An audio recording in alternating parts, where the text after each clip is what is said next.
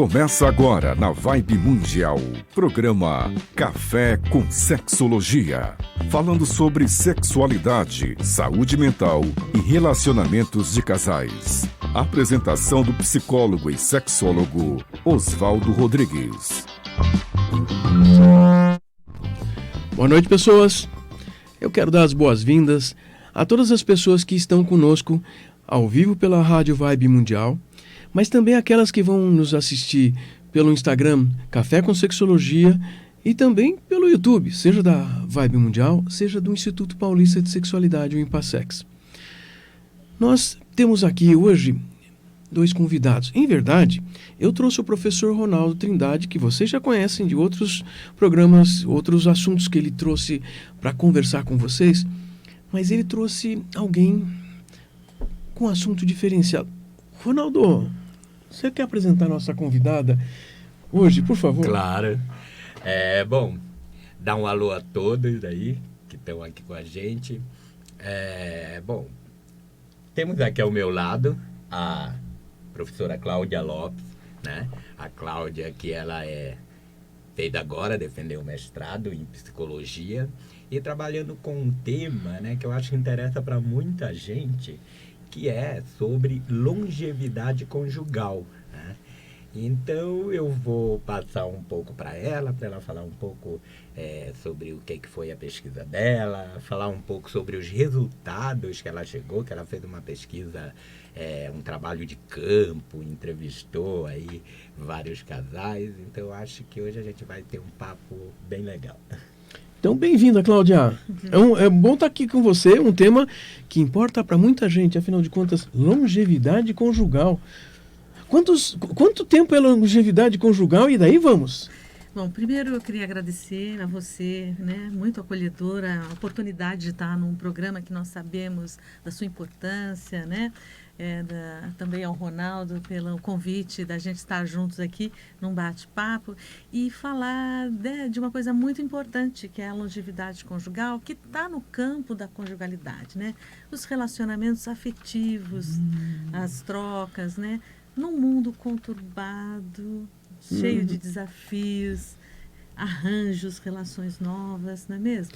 E quando você fala longevidade, Ronaldo, eu sempre fico pensando assim, isso é assim, são quantos anos, né? Porque, de alguma forma, vem soar pra gente que são assim 50, 60, 70 anos. Você sabe que quando a Cláudia, a gente mantém uma interlocução exatamente porque em meio à pesquisa que ela estava fazendo, ela se viu diante, né, de pensar essa questão da longevidade conjugal a partir de sujeitos que estão, digamos assim, não necessariamente, né, numa posição social privilegiada, né? Olha. Então, a longevidade conjugal, ela pode diferir, né, dependendo de quem você está falando, né? Mas eu vou deixar a Cláudia explicar isso um pouco melhor para a gente. Então, contextualizando, né, a minha pesquisa foi feita na psicologia social, né, na USP, com a orientação do professor Esdras Vasconcelos, né, que atua na área de psiconeuroimunoendócrina.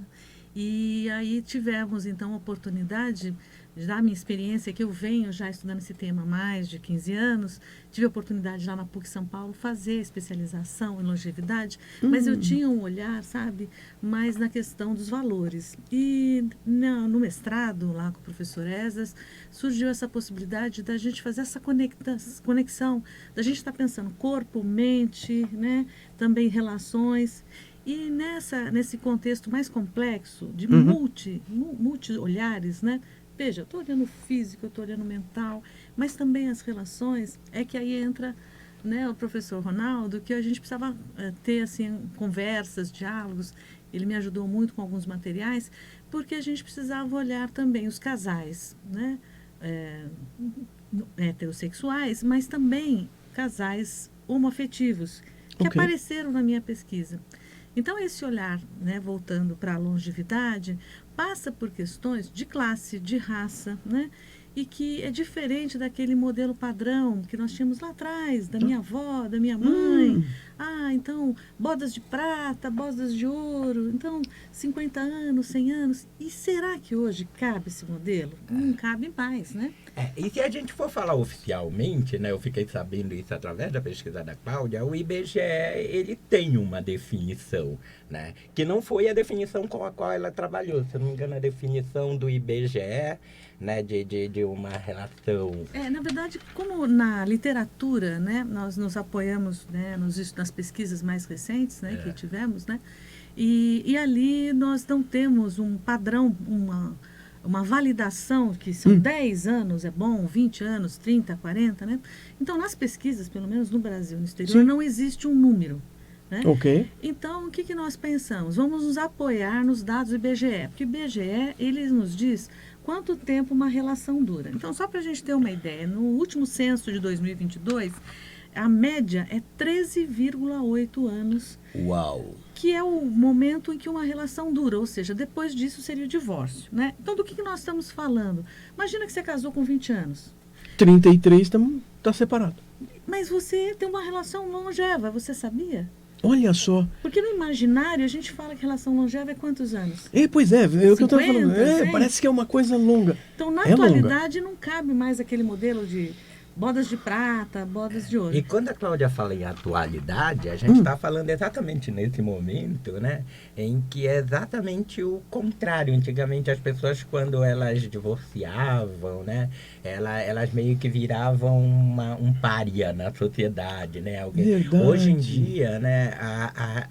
É exatamente o contrário, né? O desafio é se manter numa relação, porque o mundo moderno, né? Ele criou muitas oportunidades de você ter experiências sexuais, experiências afetivas múltiplas e de diversas formas, né? Acaba que estar junto é que se tornou um desafio. Então, talvez, né, uma relação longeva há 40 anos atrás, você estivesse falando de 40, 50 anos de relação. Hoje em dia, né, Cláudia, um casal que consegue ficar junto 15 anos... Já passou da Ele já está numa relação que sobreviveu a muitos desafios, não é isso, Cláudia? E sim, e tem um detalhe que eu acho que está acontecendo um fenômeno muito interessante. Não sei se vocês já ouviram falar no divórcio grisalho. Opa, divórcio grisalho? Como assim? Olha que interessante. Porque, pelos dados do próprio do IBGE, veja, os homens, quando estão na data do divórcio, eles têm 43 anos, as mulheres 40 anos. Seria pelo IBGE, nesse estudo que eles fizeram.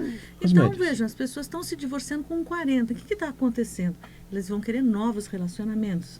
Sim, eles têm uma expectativa de vida ainda de mais 30 ou 40 anos aí. De mais 2 ou 3 relações. E muito mais possibilidades de contatos, de viver novas experiências, né? O mundo virtual abriu aí um mundo de possibilidades, né? E embora essas rupturas estejam acontecendo, é muito interessante, mas essas pessoas, elas querem novas relações, elas querem novos relacionamentos. E aí a gente começou a se perguntar, mas espera, essa longevidade, então, quanto tempo é longevo, não é? Um casamento duradouro, não é? Veja, Oswaldo, é uma coisa muito importante. Eu procurei na minha pesquisa usar o termo relação e não casamento. Isso. Para que eu pudesse englobar toda e qualquer forma de relação que se estabelecesse. E para o olhar do casal, eles se entendem num relacionamento longevo. Quer dizer, pode estar casado, pode estar morando junto, na mesma casa, casas separadas. Então, nós fizemos uma pesquisa onde que o casal que se colocava numa união satisfatória, estável e longeva. Pelo olhar de quem? Do casal, do entrevistado. Então, foram 21 entrevistas, no final nós fizemos 18, que a gente quis entender. Afinal, o que sustenta essa longevidade? O que sustenta essa relação, né? O que sustenta uma relação, então? Porque agora você está me deixando curioso, e eu sempre digo, e é uma verdade, é que aqui eu vou aprendendo coisas para usar durante a minha semana junto com meus pacientes, no consultório, com as pessoas com quem eu mantenho os relacionamentos profissionais da psicologia. Porque isso me chama a atenção. Quer dizer, existem alguns mecanismos, o que são essas coisas que mantêm um casal juntos? 2 pessoas, ou pelo menos 2 ou mais pessoas juntas. Então, o caminho que eu fiz, que foi para psiconeuroimunoendócrina, né? Então, aí a gente vai entender uma coisa chamada, que eu acho que é comum, estresse, o estresse conjugal. Então, assim, as brigas, os dissabores, o desencontentamento. Mas em qual contexto? Hoje eu tenho os meus filhos, os seus filhos, os nossos filhos. Ficou mais complexo, né? Ou seja, hoje em dia a gente tem muito mais estresse conjugal, exatamente pela complexificação das relações que a gente tem hoje, famílias, né? As pessoas, por exemplo, elas podem vir de relações diferentes, já trazer filhos para essa relação, aí você tem que ter todo um jogo de cintura para contornar, né, as expectativas de todo mundo dentro daquele relacionamento, né? E é aí que a Cláudia entrou, né, com as indagações dela, né? Afinal de contas, que tipo de estratégias são elaboradas para que essa relação não se dissipe, né, frente a esses desafios que são colocados, né, esses estresses. Exatamente. Então, o professor Vasconcelos, né, meu orientador, ele sempre enfatiza: se tem estresse, tem estratégia de enfrentamento, que a gente chama de coping, né, na ciência, né? Então, se tem estresse, tem como. Quer dizer, se você está estressado, se você tem conflitos, você tem uma estratégia. Por quê? Porque eu preciso buscar o meu bem-estar. Eu, como ser humano, eu quero um equilíbrio. Eu quero o meu estado homeostático, né? Dizendo um pouquinho mais difícil, mas no sentido que eu quero bem-estar. Ninguém quer ficar brigado, ninguém quer dormir, né? Virado um para o outro, ficar sem sexo, ficar sem relacionamento. Então, essas estratégias nós fazemos assim, intuitivamente, naturalmente. E eu quis entender quais eram as estratégias que davam certo. Porque tem estratégias que dão errado. Claro. Né? Quer dizer, então eu vou discutir, eu vou brigar, que aí a gente conhece bem, que são os conflitos, né? Problema de comunicação, problema de, né, individualismo, porque eu quero o quarto só para mim, ou eu quero, enfim, uma série de questões que conflitos. Mas a gente põe a toalha molhada na cama. Ouvi muito disso, não comigo. Problemas financeiros, né? Então, quando a gente quis entender, mas quais foram as estratégias que os casais utilizaram frente, não a qualquer situação, sabe, Oswaldo? A situação mais crítica que eles viveram naquela relação. Então, à medida que a gente conversava com esses casais, aconteceu uma coisa muito interessante. Primeiro, que saiu daquele discurso individual, porque eu quis ouvir os dois juntos. Então, um dizia assim, o problema mais crítico foi a morte da minha mãe. O outro dizia, não, mas para mim o problema mais crítico foi o problema do trabalho. Eu dizia assim, não, mas eu quero saber para o casal. Eu queria o nós. Eu quero o nós. Não é o individualismo, claro, né? Muitos me disseram que assim, nós nunca tínhamos juntos pensado que era para nós um maior sofrimento, um maior estresse e como vencemos, né? Então isso foi assim e foi impactante. Um momento até para eles descobrirem, né, para eles nomearem o tipo de estratégia, né, quando ela os fez falar sobre isso. E quando a gente nomeia, a gente tem um poder sobre a situação, porque nós podemos reconhecer. Mas conta aí, eu tô curioso, assim, que estratégias você conseguiu nomear, então, aí, a partir desses casais que reconheceram que tinham formas de manterem-se juntos frente às situações. Houve um ranking nessa estratégia, no, digamos, aquelas que foram aquela que foi a mais citada, né? E aquelas que foram as menos citadas. Mas eu acho que ela pode falar melhor pra gente sobre isso. Então, como eu disse, sem estresse não tem coping, né? Sem estresse não tem uma estratégia. Então, quais foram os fatores estressores? Então, para esses casais, o primeiro, qual foi o maior conflito que foi eleito? Conflito parental. Ou seja, a interferência da mãe, a interferência da sogra, a interferência do cunhado, o filho, é o neto, que afetava essa relação conjugal e essa conjugalidade, o eu e você, o nós, o juntos, não conseguia estar em paz. Porque excesso de trabalho, problemas financeiros. Então, esse foi o ranking, né? E essa interferência parental, ela podia assumir várias formas. Ela podia assumir desde, por exemplo, uma posição racista de algum dos parentes em relação a um cônjuge. Né? Ou então, por exemplo, a questão de um filho que passa por um problema qualquer, que traz esse ruído para dentro da relação. Então, na pesquisa dela, o carro-chefe assim, das situações estressoras foram essa interferência parental. Das famílias de origem. Vou falar só rapidamente, assim, né? Então, os 5 mais, né? Até fica esperto aí na sua relação se esse tipo de estresse não está acontecendo nessa vida, né? Primeiro, problema parental, né? Então, as relações familiares. problemas de saúde. Então, nós tivemos problema de câncer, problemas de saúde mental, de filho. Isso foi dolorido demais, foi muito emocionante trazer. Você imagina alguém que tem um filho com síndrome de Down e manter um relacionamento de 40 anos?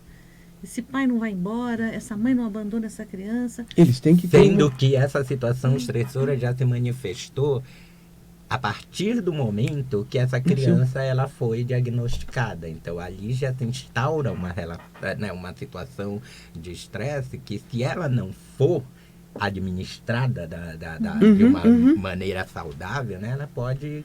É disruptiva. É disruptiva, né? Então, é uma sobrecarga, né? Quer dizer, são problemas a mais, né? Bom, problemas financeiros veio em terceiro lugar. Quarto lugar, nós tivemos também, muito interessante, o distanciamento geográfico. Aí eu entendo, Oswaldo, que a questão do Covid afetou. Então, as pessoas estarem longe do seu parceiro, não poder comunicar, fazendo doutorado noutra cidade, morando aparecendo juntos. casais assim. Ou por motivo profissional, que é muito comum, né? Às vezes um mora no interior e a família fica aqui em São Paulo, ou ele trabalha em São Paulo, a família no interior. Então, essa distância, né? O quanto afetou e estressou. Foi um outro fator estressor. Pois é, e as pessoas parecem que não levam isso a sério como um estressor, porque impede o convívio. E os problemas, comunicação, eu estou sozinha lidando com as crianças. Né? E às vezes, você sai para fazer um doutorado fora da sua cidade, você tem um relacionamento. Inevitavelmente, você vai ter que lidar com essa distância. Né? E a gente sabe que essa distância, também, que não for bem administrada, ela é um fator que pode ceifar aí a relação.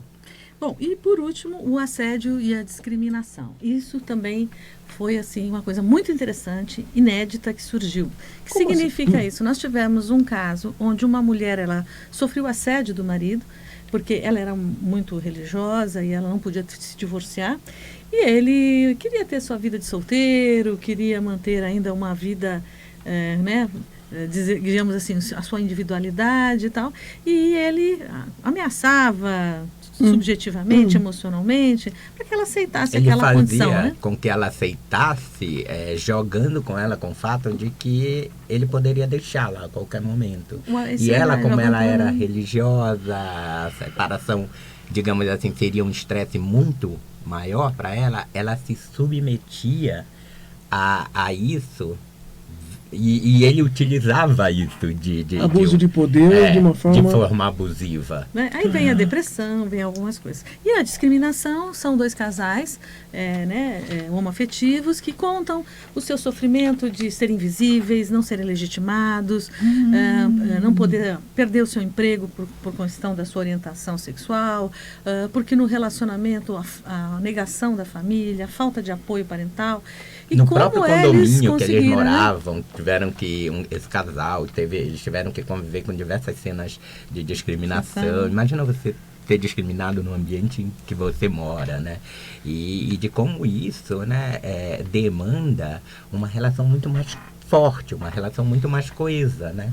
Quer dizer, para se manter juntos, desenvolve algumas estratégias, mas frente a essas circunstâncias, essas estratégias também são mais importantes do que em outros casais que não encontram esses estresses. Você está contando que às vezes o ruim vem para ser bom. Então, quer dizer, não é tão bom assim. Nós vamos chegar lá, mas já vou dar um spoiler aí, né? Porque onde que a gente chegou? Porque nessa pesquisa, então, a gente investigou os estresses, as estratégias de enfrentamento, mas eu também quis entender o aprendizado, né? Quer dizer, o que você aprendeu, né? Desse limão, fez uma limonada, como é que foi?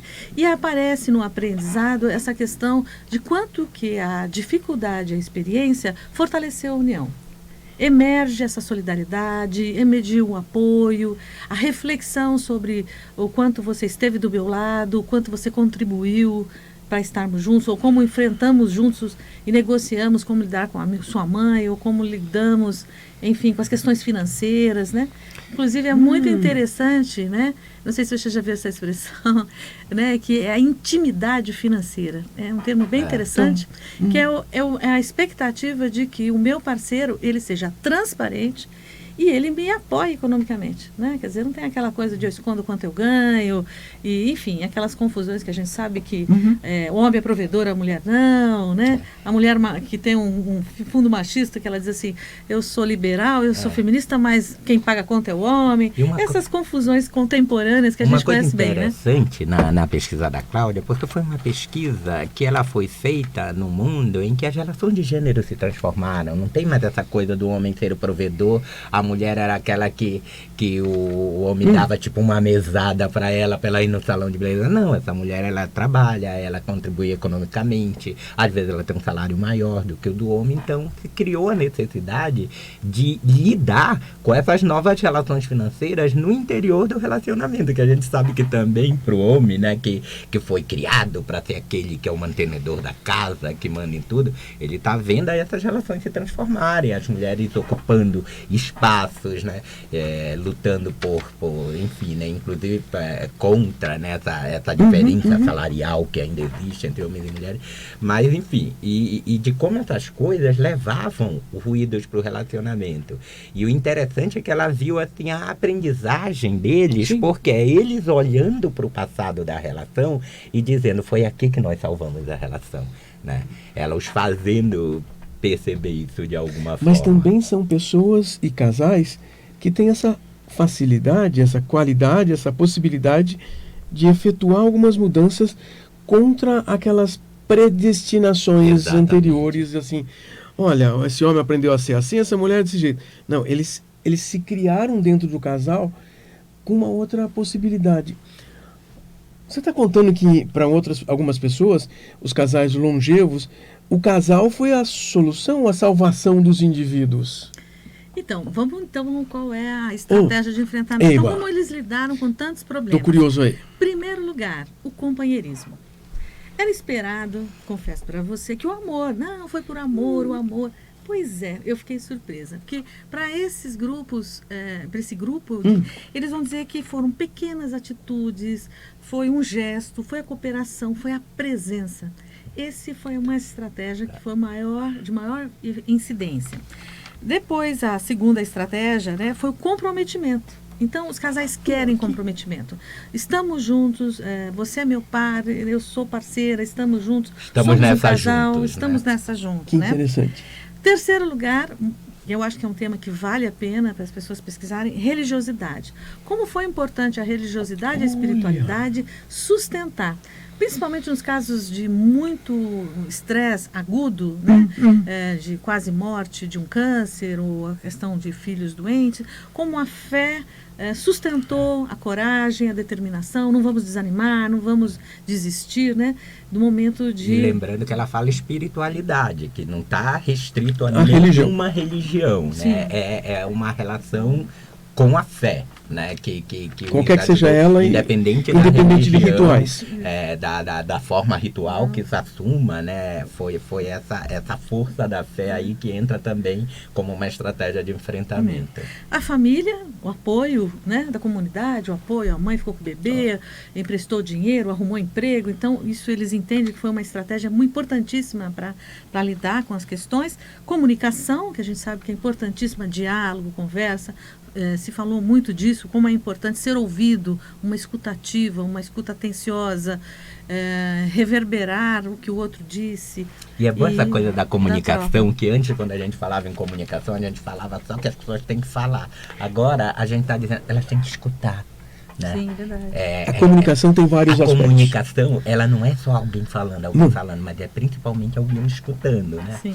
E uma das coisas que me chamou muita atenção, porque o resultado da pesquisa da Cláudia, assim, a questão que, enfim, efetivamente foi a mais lembrada, né, é a questão do companheirismo. Mas de como esse companheirismo, na pesquisa dela, assumiu uma dimensão polissêmica, porque era companheirismo, tanto tá aquele casal, nós vamos nos exercitar juntos durante a Covid, e como isso, né, ampliou o nosso companheirismo. Então, eu entendo que você tem os filhos da sua outra relação, eu tenho meus filhos da outra relação, então a gente tem que fazer um esforço juntos para que a coisa funcione. Então, esse companheirismo, quando eles dizem assim, o segredo foi o companheirismo, não quer dizer que eles agiram todos da mesma forma. Foi nas mais diferentes situações, eles exercitaram. O companheirismo foi uma prática que foi exercitada, né? Agora, só para concluir, né, da minha pesquisa, o aprendizado, né, que foi uma coisa que a gente investigou, que foi muito interessante. Então, se discutimos muito essa sobrecarga mental, a sobrecarga, a percepção de que juntos somos mais, que somos nós e não um nó, né? Quer dizer, e a transformação da intimidade foi fundamental. E também emergiu o eu-coping, né, que é um termo que a gente chama de estratégia de enfrentamento do casal. Porque essa estratégia não é de um ou de outro. Não é que um carrega o piano e o outro que está ali. Ao contrário, como juntos eles construíram isso. E, ao mesmo tempo, né, discutindo com o meu orientador, com o professor Esdras Vasconcelos, surgiu o burnout conjugal. O que seria o burnout conjugal? Então, ou seja, o oposto disso, quer dizer, os casais que não tiveram uma estratégia eficaz, que essa estratégia, infelizmente, foi negativa, ela começou a surgir adoecimento, sofrimento, entrar numa escalada, o adoecimento. Então, nós estamos hoje trabalhando com o burnout conjugal, e já tem pesquisa em Ribeirão Preto, pela USP, discutindo isso, na Europa já estão formando grupos. E vou dar aí, se você me permitir, um jabá.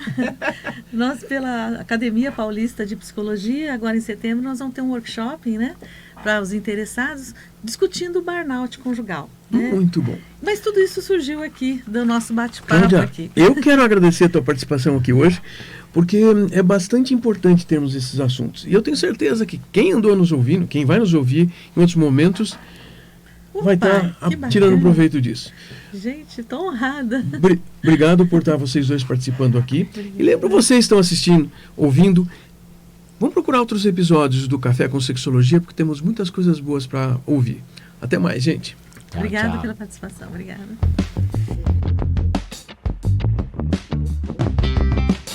Você ouviu na Vibe Mundial o programa Café com Sexologia. Apresentação do psicólogo e sexólogo Oswaldo Rodrigues.